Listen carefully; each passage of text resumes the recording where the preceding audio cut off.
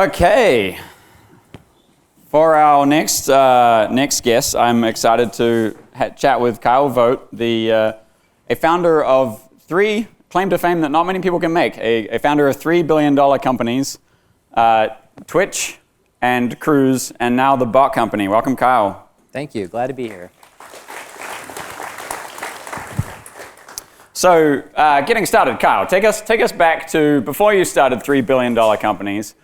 Take us back to young Kyle. I want to know, what was the first revenue that you ever made as a child? Non-parent, doesn't count if it was an allowance or a salary. What was the first money you ever made? That's a good prompt. When I was, I think, 4 or 5 years old, I remember I could barely ride a bike, but I would go around in my front yard and collect maple seeds. The one was when you drop them, they're like little helicopters. And I put them in a cardboard box on my bike and went door to door trying to sell these seeds from my front yard for a penny each. I had a few takers, like pity people, like give me a nickel or something. You made 37 cents. Yeah, once I learned you could just sell things, I was like, okay, what can I find? You're lacking like the scarcity of maple seeds that is on the ground. Well, one of the houses I remember I went to and knocked on the door and had my box of the maple seeds, and they're a penny each. Would you like some? And the guy just pointed to his yard. It's like, we have a maple tree. Entrepreneurial lessons. Yeah, great. Okay, so coming out of Twitch, I guess you founded Cruise in 2013. At the time, I think in the self-driving industry, there was basically only Google, right? Yeah. What gave you the confidence that you could start Google had been at this for probably 7 or 8 years at that point. What gave you the confidence that you could go and start a self-driving company? Well, I think when Google had done it, I remember say it's been over $100 million in a few years, lots of really great engineers, but it felt very much like a research project. Like the goal was to advance the technology, and then in some distant future, maybe it would become a product. And so my thinking at the time was that I absolutely could not compete head to head with Google, given their resources and all their advantages. But what I thought I could do is find a incremental path to market, like the lean startup approach, or is there some sort of minimum quantum of utility that we can build into a product that's maybe not a full self-driving car, but that people would pay for, and then over time kind of ratchet up to the holy grail, like the car that you can have in your garage that drives you anywhere you want. And so we started off with highway autopilot as a retrofit solution. All right. And the assumption there is there's still a human driver in the car as a backup, but man, it would be great if you didn't have to sit there and traffic on the highway and do all that. And so that was our way to enter the market without trying to go head to head against the juggernaut, which I think would have been a failure.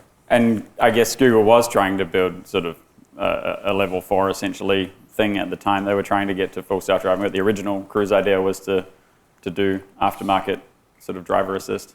Yeah, I mean, with infinite resources, by all means, go straight at the long-term goal. Yeah. I mean, somebody's got to be making those long-term bets. Right. How did that? When did that change? I guess. When did you go from the driver assist kind of bolt-on? Was that a hardware package that you guys were building? Yeah. So it was basically we'd put a computer in your trunk, run some wires through the car, and then we had some sensors on top. Classic consumer product. Yeah. Yes. And so we built that, and I can't remember. It was maybe 6 months later. We had a car that could basically do the steering wheel for you on the highway, as long as there were well-painted lane lines and some other caveats.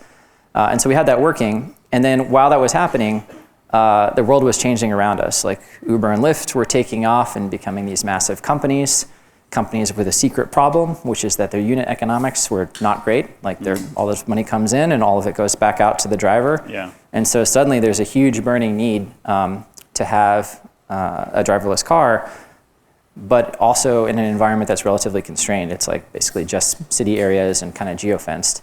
And so we thought about that for a while and said what we would all want to do and what we think is a huge business is going straight after that. And we were lucky enough to find an investor who took a bet on us, Nabil Hyatt from Spark Capital. And we were basically able to make this giant pivot from this retrofit product to going straight for our goal of doing driverless cars. And at this point, still going head to head with Google would be hard, but we had a slightly more narrow approach. Let's go after these, robotaxis in cities. And now we had enough team and sort of that critical mass of capital to make a run at it. Yeah, awesome. Yeah, that was, I think, I joined shortly after. That was a good time. Yeah, it was fun in the early days. So coming out of Cruise, then with Bot Company, you decided to go into home robots. So tell us a little bit about your thinking there. I guess like self-driving cars to home robots. What was the transition point? Well, after Cruise, which certainly had like a rocky ending, to say the least, I took a couple months off, and I promised my wife that I would wait at least 2 months before starting another company. And so generous. During that 2 months, I was like prototyping things. I had a notebook I was filling with ideas and all that kind of stuff. And I think 2 months to the day started the Bot Company. Yeah. But what ideas did you discard? I had two others. I'll give them away for free since I'm not working on them. I wanted to build something that I was calling the Universal Matter Analyzer, which is basically like, I wanted to have, if you have a coffee machine in your house, right next to it, I wanted to have a little thing that you would, I don't know, like put some saliva in a tube and it would analyze all your, maybe like Theranos, but a working version. But it works, yeah, I think someone tried that. Yeah, okay. Yeah. I can't remember how it went, yeah. So, something like that. But I thought, free idea for you guys, yeah, all right. I thought there was some interesting ways using machine learning to actually make that work a lot better than you would think is possible. Yeah, okay. And then the other one, which I built a prototype of, was I still think delivery in cities is inefficient. You know, the classic thing, if you have a self-driving car or a 2-ton vehicle delivering a 2-pound burrito. And drones, especially in a city like San Francisco, seem tough. And so I think I was watching a football game and I saw the cameras they have that are suspended on cables. I was like, what if you could do that at city scale? That would be kind of interesting. Yeah, kind of like how the Muni vehicles have the overhead wires. So you can overhead wires. So I was looking at it, it's like if you do string it wires through all of San 500 Francisco, feet in the air with these like Dyneema high-strength cables and do like a grid, maybe every few kilometers apart, you have like a post going up. Yeah. And so I built a prototype of that, and everyone I talked to said this is a horrible idea, which is not the first time I've heard that. And so anyways, I was doing all that, and then also kind of the third idea I was thinking about was another robotics company. And for me, the way I pick a new company, I've done this a few times now, is try a few things, parallel path them, and then one of them just gets lodged in your head and you cannot stop thinking about it. Like it's a thing you wake up and think about in the morning, think about it in the shower, and it's just, it kind of expands to be one of 3 things in my brain to take over like 99.9% of it. And the reason that was appealing, just like self-driving cars, is like there's a lot of stuff we do in our lives that we hate. And I love the idea that technology can just streamline that and take the pain out of day-to-day living. And so sitting in traffic for an hour, I hate driving. I love the idea of a self-driving car. But like most of us take for granted how much time we spend around our house doing chores and other things. And man, if you can crack that, I think it's a massive new product category that doesn't really exist today. I mean, Roombas are only the tip of the iceberg there. Right. And that would be something really fun to work on. Like everybody here would use it, my friends and family would use it, so that is the thing I'm gonna do. Yeah, co-engineering challenge. So do you think homes are a relatively unstructured environment? Do you think how complicated are homes compared to the streets of San Francisco driving? What do you think is the harder problem there? If you had started both at the same time? Timing is everything. Starting self-driving in 2013 was hard. 2025 would be a different story. But they're different. I guess the best way to describe it. So roads do have some similarities, and you're worried about the edge cases, which can be very diverse. The home is kind of flipped. It's like the average home, there is no such thing. They're all so distinct. We all live in different ways. We have our homes laid out in different ways. And so I think there's a high degree of variability there. But that is not quite as much of a challenge as it used to be in robotics, even 5 years ago. You can start today with pre-trained backbones that essentially put common sense into your robot on day one. And so, in the self-driving, as an analogy in the self-driving world, if you wanted to identify cars, we used to label hundreds of millions of images of cars to be really good at, detecting cars. There were all the different types of buses and but all now the different types of delivery vehicles. Now you have like a cheat code. You can start with the entire collective knowledge and database of all the images on the internet and have that on day one, and it makes it much more tractable, I think, to enter a chaotic and complex environment like someone's home. I guess in homes also people are very particular about how things are done. Yeah, so that's an interesting sort of side quest on this product that I don't think is, we're building home robots if you'd picked that up already, but there's a lot of research into doing sort of generic tasks, but most people don't want what the average home robot would do across 1 million homes. They want it to do what they care about in their home. So put the spatula away where I want to keep the spatulas, not where the robot thinks it should based on what it saw on the internet. Right. And bridging the gap between prior knowledge, like pre-trained weights from the internet, versus very specific and nuanced user preferences, I think is the difference between a mediocre product and a great product. Right, right. So how do you even think about, I guess, you want to bring a product to market. How do you think about which tasks you would even start with, I guess, and there's so many things I could imagine a home robot doing. Where do you start? It's a good question, and I think... or where do you not start? yeah, if you ask people, and we did this, you ask people what they would want a home robot to do, you get back a very predictable list. It's like dishes and laundry at the top, and then like cleaning things. So that's pretty obvious. I think that's what most people would say. But this reminds me a little bit of when the iPhone came out. Like, no one was thinking that you would take away the buttons from a phone. If you ask people what they want more buttons, bigger buttons, that kind of thing. Right. And the same thing, I think people immediately jump to dishes and laundry, but they're forgetting about the 100 smaller things they do day to day that are paper cuts and that kind of annoy you and stress you out when you get home. And so that's everything from like picking up kids' toys or like unpacking your Amazon packages or putting away or unloading the dishwasher, whatever it is. There's a lot of small things hidden in plain sight. Breaking down the Amazon boxes to fit them into the trash. Yes, that too. So we're going to kind of go after a lot of this mundane stuff. Yeah. Kind of sort of, I guess, non-intuitively there, for a couple of reasons. First of all, I think it's something that we can actually, using today's technology, do really well. And I think it's important if you sell a robot that you deliver on the promise you make to a customer. And secondly, I think a lot of the things that people would really like to have a robot do, like laundry, at the surface, like folding laundry, we've seen robots do that. I think we're going to see some today maybe. But doing it at the level of proficiency that my wife would expect is like a whole nother level. We're talking like reading every label, figuring out if you hang dry it or not, like ironing. So I think there's a lot of details in there, and the cost of getting some of these things wrong in a home is very high. Like you lose a customer for good if you put a red sock into their whites and everything comes out pink. And so there are just certain things that I think are dangerous to go after as a home robot startup when this technology is just coming out and we're gonna have this first wave of products. Let's like earn our way into the home, prove our competence, get people excited about the idea of having a home robot before we go for the high risk type activities. Do you think one of the things that I always think back to, and I mentioned in my intro keynote, is the early PC industry and thinking about how personal computers made their way into our homes. And most of the early PCs were also like very programmable and kind of found kind of a niche within almost like developers first before they went mainstream. Do you think that's going to be true of personal robots, home robots? I think so. I think for sure, like when you put a robot in someone's home, every engineer, myself included, we'd want to take it apart or try to like hook up an API to it or something. And so I think there are two ways to do that. You can fight against the grain and try to lock down the thing and make it so no one can talk to it. Maybe that's like, an Apple type approach. And then on the other end of the spectrum is like, there's basically no product experience whatsoever. It's just an open API in our robot. Right. I think we want to be somewhere in the middle because I think like the coolest thing about having a home robot is the ability to play with it and kind of mess with it, have fun and like, program it. And so at least for us, we want to have those hooks in there. Yeah, I mean, that's what made the early PC industry just exploded because you're able to, you can just buy like expansion cards and plug in your ISA and it was all kind of very, very pluggable and expandable. So how, I guess one other thing that I think is very interesting difference possibly between self-driving and homes is the safety case. So certainly the safety case for driving is very complicated, but I can imagine in homes, there's a lot of things that could be dangerous too. So how do you think about that?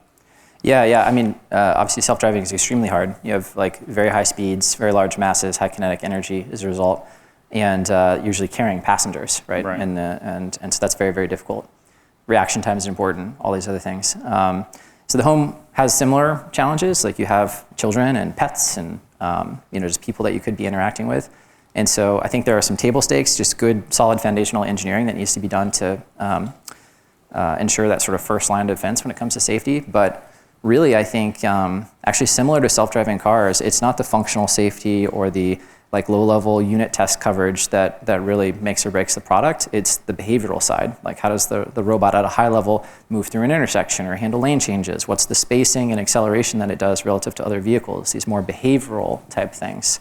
And I think in the home robot, it will be the same thing. Does a home robot move in a way that encourages lots of social interactions, or like a cobot where you're physically handing things to it, or you're coming into close contact with joints and parts of a robot that could have lots of torque and become hazardous?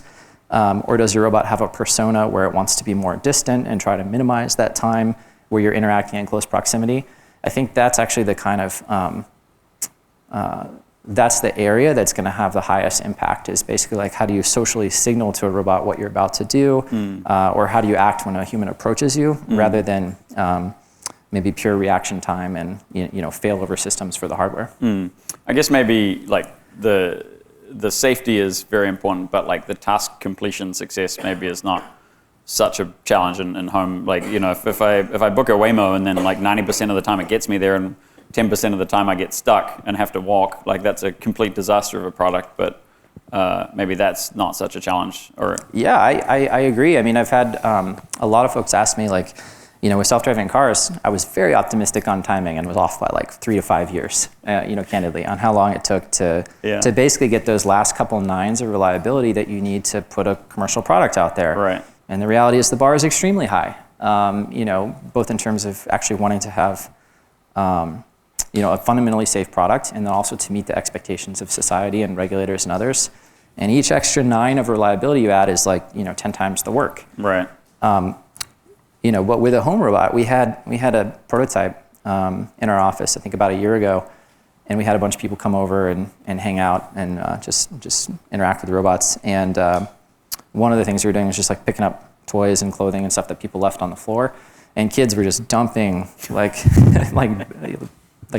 hampers full of laundry just to keep these robots perpetually busy. Yeah. And I think they would miss something every once in a while, and like no one skipped a beat, no one cared. And so maybe it was between 90 and 95% success rate on that. And every single person in the room was like, I want one. Where do I sign up? 1/9 of reliability is great. And that's not true for all tasks. If you're putting away someone's dishes and you break 1 out of every 10 dishes, you have a problem. But the point being, it's like a way lower bar to get to, and the end result is the same, whether it's a self-driving car or a home robot. The end result is delightful customer experience. Right. And for a self-driving car, that means a safe, comfortable ride. For the home robot, it means like doing less work and kind of having things taken care of for you. And those just have very different requirements. Yeah. Interesting. Okay, so very important question. Are you building a humanoid? We are not, which is, I guess, against the grain right now. Yeah. I think if you flip this around and say, like, for any given task or robot or machine, you have some kind of operating domain for it. And you could even go bigger than humanoids, right? Humanoids can't do some of the things a backhoe does, or like, certain types of industrial equipment.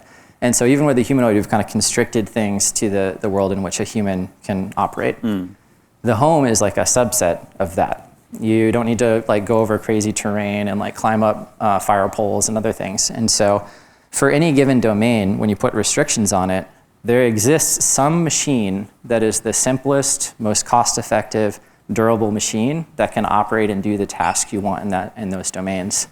And I think in most cases, whether it's the home environment or industrial or commercial or others, you're going to find that simpler, lower cost, more durable machine is going to win out over the humanoids. Right. I think there's a place for humanoids, but to me it seems to be all the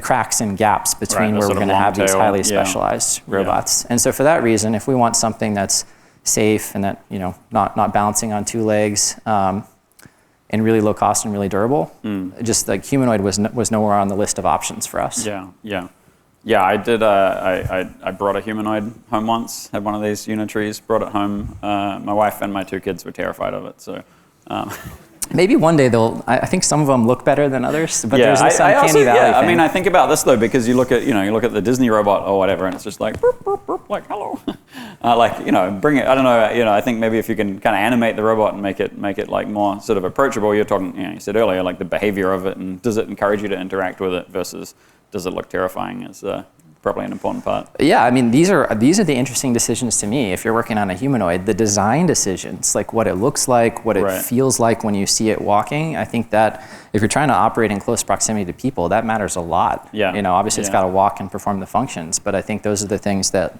people remember. Right. Also, I guess like if you see a humanoid, you sort of hit this uncanny valley of now I expect it to do everything that humans can do. Yeah, the faces get me sometimes. They can be a little creepy. What about stairs then? How if we don't have legs, I guess, and that a lot of the debate, even rather than humanoids, I feel comes down to legs versus wheels. How do you think about that, and how do you think about a lot of homes having stairs?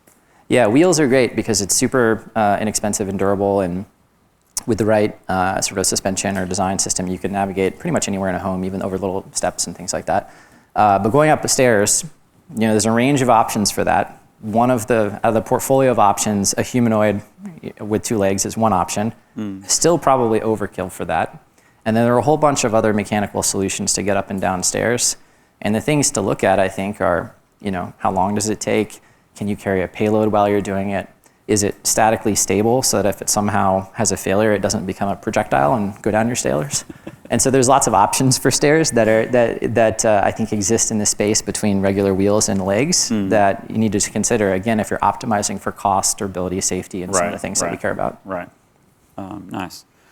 So switching gears a bit, one other thing I think is super interesting, starting a robotics company, I think, did you start 2024? Yeah. Yeah, versus, Cruise 11 years before that. The development process for robotics has changed considerably, obviously in the 11 years, but even I would say in the past 2 years, there's just been a huge shift. So when you think about starting a new robotics software stack from scratch, 2024, 2025, what are the things that are different compared to even maybe what we were doing at Cruise 5 or 6 years ago? Did you just want me to say Foxglove? No. I already gave my pitch for Foxglove, I think. No, I mean, when we built basically the precursor to Foxglove inside of Cruise. Yeah. But I think, some of these things like end-to-end model architectures and things have made a huge impact. I'm curious how much you're using those. Yeah, I guess, that long ago, you had kind of ROS was the big thing, and that was really the only, I'd say, viable option for a lot of things. And then, of course, what became Foxglove became a much better visualization tool. That's great. On the actual, I guess, the core software or the AI for the robot, it used to be the case in more classical robotics where everything is sort of a system decomposition problem where you break it out into path planning, motion planning, perception, detection, and have all these separate modules and then message passing between them. And as end-to-end models have become more capable, the first step was to replace the individual components or subsystems with individual smaller neural networks. And then you're training each one of those, and then they start merging into a smaller number. Yeah. And basically you're left with one in the end that's driving the robot. And the beauty of that is you no longer need as much crazy message passing and process management systems on board your robot because you've basically got a neural network and as little as possible between that neural network and the actual joints on your motors. Right, those interfaces between the modules are almost become sort of like hand-selected features or. Yeah, and I think it's only going more in that direction to the point where these models are consuming almost like raw torque or other feedback signals from the motors and outputting raw torque. And so all the middle stuff, the path planning, the motion planning, things that were hard to maintain, fragile, take a lot of time to fix bugs, is just deleted. And so, robotics companies, I think, are spending a lot more time on actually engineering the models, sort of data, data set management and munging, and then collecting the data, not just any data, but the right data, and figuring out feedback loops between model training and how the way in which you collect data. So the burden or the bulk of the work has shifted away from maintaining these smaller classical-based systems to just thinking about the entire purpose of the company is to automate and make it really efficient to train these models. Yeah. Do you remember at Cruise what was the high watermark in terms of number of models that were running on the vehicle? Oh, I don't know. I probably couldn't say, but it was a lot. Yeah. A lot, yeah. But then we sort of went through. Someone knows. That's 40. There you go. The audience has the answer. We'll go to the phones. That's pretty cool. What else does this audience know? Can we ask some questions out here? This is good. So actually talking about data collection, right? So it becomes very important to think about what data you're feeding into it. How do you think about once these products go to market? Obviously, privacy is an important factor. How do you think about, obviously, and you're not publicly launched yet, but as robots do go into homes, I would imagine all the training data from homes would be very valuable, but also people would be super sensitive to that. Have you sort of thought about how you're going to approach that? Yeah, I mean, there's a spectrum of options there too. I think, having built a lot of consumer products in the past, I think people really like transparency. They want to know what's happening with their data and what data you're collecting, and they like control, meaning the ability to flip a switch and turn it off if they don't want data to be collected. And I found that if you don't give people control and they know you're collecting data, it's almost like this violation of trust. It just like wrongs you. It's like, how dare this company, take my data? It's mine. But the second you add the switch and let people turn it on and off, the funny thing is very few people actually turn off the switch.